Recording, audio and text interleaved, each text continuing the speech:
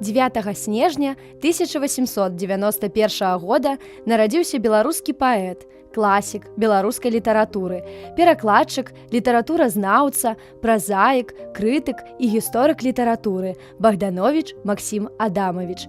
Нарадзіўся пісьменнік у горадзе Мінску, у сям'і педагогаў. Высокая адукаванасць бацькоў, прага да ведаў спрыялі усебаковаму развіццю Максіма. Ранняе дзяцінства паэта прайшло ў Гродні, куды пераехала сям'я Богдановича хутка пасля яго нараджэння. Але неўзабаве памірае маці паэта.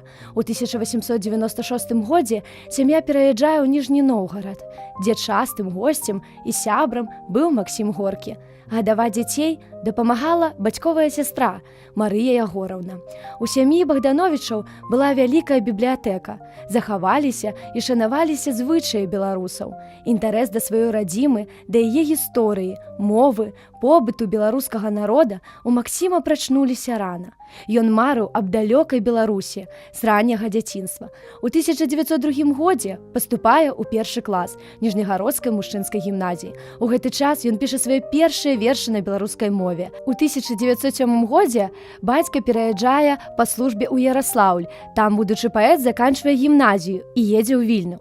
Пасля 2 месяцы жыў у фальварку Ракуцёўшчына, што недалёка ад Маладзечна.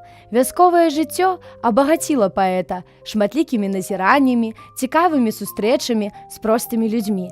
Пасля наведвання Беларусі Максім Богданович плённа займаецца беларусазнаўствам, вывучае рускую і замежную літаратуру.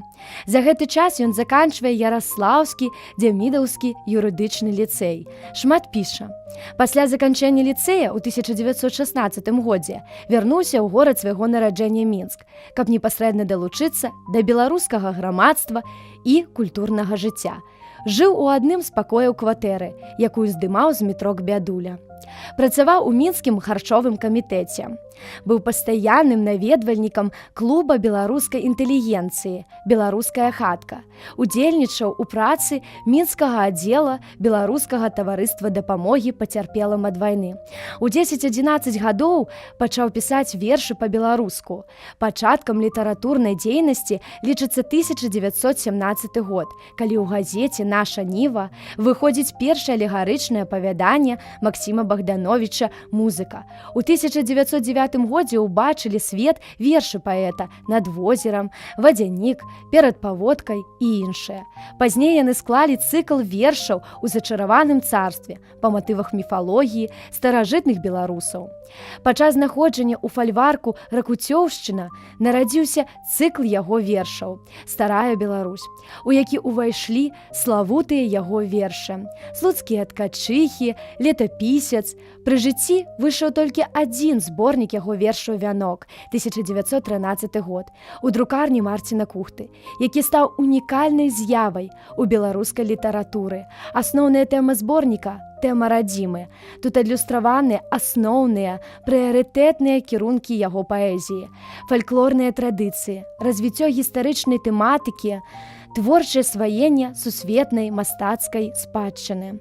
Але на першы план у творчасці Максіма Богдановича вылучаецца тэма роднага краю, паднявольнага жыцця працавітага народа, вобраз селяніна-працаўніка. Максім Богданович – адзін з заснавальнікаў беларускай, пейзажнай і інтымна-любоўнай лірыкі. «Панад белым пухам вішняў», «Трыялент», «Раманс» і іншыя. Глубокі след у душы і творчасці паэта пакінула Ганна Кукуева, сястра гімназічных сяброў паэта. Шчымлівыя адносіны да яе адлюстраваны ў такіх творах, як «Вераніка», «Больш за ўсё на свеце жадаю я» і іншыя. У 1914 па 1916 год актыўна працягвае займацца паэтычнай творчасцю, напісаннем артыкулаў, перакладамі. Аўтар паэм «Мушка-зелянушка» і «Камарак насаты», «Тварак», «Максім і Магдалена», «Страцем лебедь», выданы брашуры Богдановича «Братья Чехи», «Угорская Русь», «Галицкая Русь». У лютым 1917 года Цяжка хворы Максім Богданович выехаў на лячэнне ў Ялту, дзе і памёр 25 мая 1917 года. У 27 годзе, праз 10 гадоў пасля смерці паэта, Валентинам Волковым быў створаны партрэт Максіма Богдановича, які цяпер захоўваецца ў Нацыянальным мастацкім музеі Рэспублікі Беларусь. Працуюць музеі Богдановича ў Мінску, Гродні, Яраслаўлі. Імем паэта былі названы вуліцы ва ўсіх абласных цэнтрах Беларусі: Смаргоні, у Ніжнім Новгарадзе, Пскове, Яраслаўе і Яльце, школы і бібліятэкі ў розных беларускіх гарадах. У 1991 годзе імя Максіма Богдановича было ўнесена ў каляндарны спіс ЮНЕСКО, гадаўшчына выдатных асоб і падзей. У красавіку 2008 года Маскоўскі дзяржаўны гістарычны музей перадаў паўнавартасных паясоў слуцкай мануфактуры, якія натхнялі Максіма Богдановича на стварэнне верша «Слуцкія ткачыхі». Максім Богданович удасканаліў беларускае вершаскладанне, увёў упершыню нерэфармаваны верш, паказаў, што на беларускай мове можна пісаць самыя складаныя формы вершаў: санеты, трыяленты, рандо.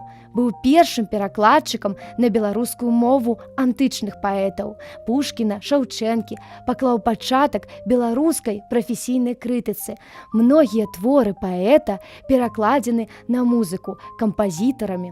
Некаторыя вершы сталі народнымі песнямі: «Зорка Венера», «Слуцкія ткачыхі».